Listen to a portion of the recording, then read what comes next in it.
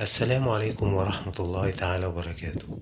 استخراج الكنوز هي من أصعب المهن وأكثرهم شقاء، فهي تحتاج إلى الخبرة والعزم والصبر والثقة في الله قبل كل شيء. ومن أكثر الأسئلة التي يطرحها إخواني المتابعين هي عن سحب الكنوز أو شق الأرض والصخور، وهذا السؤال ناتج عن البحث عن بديل سريع لعملية الحفر المرهقة. فبالرغم من تطور معدات الحفر، فما زالت حتى الآن عملية الحفر مرهقة ولا تخلو من المخاطر. ولذلك سنطرح بإذن الله تعالى بعض الطرق والدعوات ابتداء من العامة، وهي تعتبر بداية مناسبة للمبتدئين، حتى نصل إلى الدعوات والأقسام الخاصة، ثم خاصة الخاصة، وهي تكون جامعة وشاملة سواء لسحب وخطف الكنوز وشق الأرض والصخور. فدعونا لا نستبق الأحداث ونبدأ اليوم ببركة بسم الله الرحمن الرحيم. وأول فائدة نطرحها هي فائدة وقسم عام غني عن التعريف لدى المشتغلين بعلم الكنوز، تستطيع استخدامه كتربيع وتحديد مكان الدفين والتخلص من مشكلة المياه التي تظهر عند الحفر، وأيضا للسحب من الكنوز بدون حفر. ولنبدأ أولا بطريقة الروحنة بهذه الدعوة العظيمة، وهي سهلة يسيرة بإذن الله تعالى لمن يسر الله له ذلك.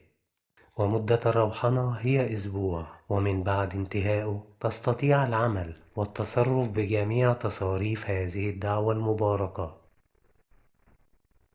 وبداية العمل تكون من أول يوم الأحد، والأفضل أن يكون في بداية الشهر العربي. وتبدأ هذه الفائدة المباركة بنية الصيام لله. ولكم قدوة حسنة في صيام سيد الخلق سيدنا محمد صلى الله عليه وسلم، فكما هو مثبوت في السنة المباركة إنه كان يفطر على التمر ويتسحر على التمر. وأنا لا أقول لك ابتعد عن اللحوم، ولكن أقول لك قلل منها قدر المستطاع، وكذلك الأكلات الدسمة والثقيل هضمها، لأنها أثناء عملية الهضم يتصاعد منها الغازات فتثقل العقل والجسد، فلا تستطيع قيام الفجر ولا كثرة الذكر. وكذلك عليك بتجنب أكل البصل والثوم، وتجنب الجماع والنساء خلال أسبوع الروحنة. واحفظ لسانك من اللغو يحفظك ربك، وتجنب مجالسة السفهاء ومن يخوضون في أعراض الناس، فقبيح الكلام يؤدي إلى غضب الرحمن. أولا هنبدأ بكتابة الخاتم الخاص بهذه الدعوة المباركة، وهذا الخاتم له تصاريف كثيرة ودعوة عظيمة غفل الكثير عن قوتها، وله آيات تعجل الإجابة، أذكرها لكم بإذن الله تعالى من باب نشر العلم وتعميم الفائدة.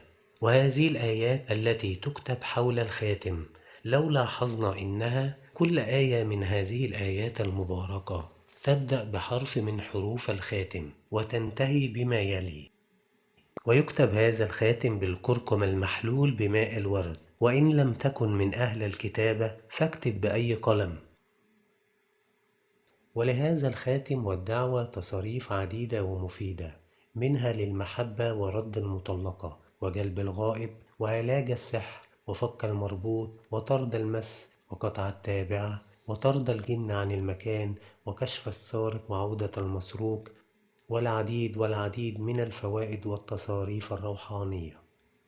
بعد الانتهاء من كتابة الخاتم تجعله معك وقت الذكر، وتقرأ هذه الدعوة المباركة بعد كل صلاة مفروضة بنية ذكر الله عز وجل. والقراءة لا تكون إلا وأنت جالس في الأرض على مصلاه متجها للقبلة. وبعد الانتهاء من القراءة تقرأ الفاتحة المباركة بعدد 7 مرات بنية الإسراف. تستمر يوميا على هذه الحالة بإرادة وعزم حتى تتم مدة 7 أيام، وبهذا الشكل تكون من أهل التصريف بهذا القسم العظيم. وكما قلنا من قبل إن هذه الدعوة العظيمة لها العديد من التصاريف الروحانية، ولكن حتى لا نخرج عن موضوعنا الأصلي وكي لا نطيل في وقت المقطع، سنشرح تصاريف العمل بها في مجال البحث عن الكنوز.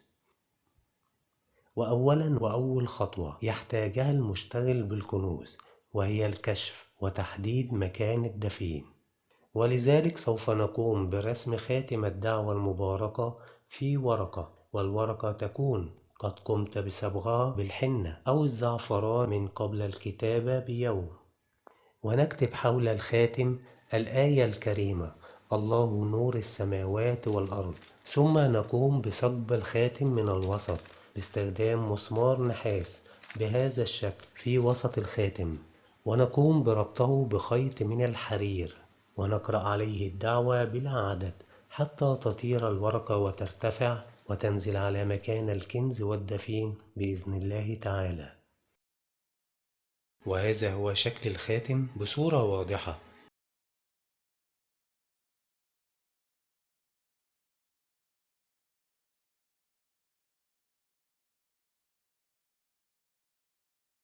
وهذه هي الآيات التي تكتب من حوله.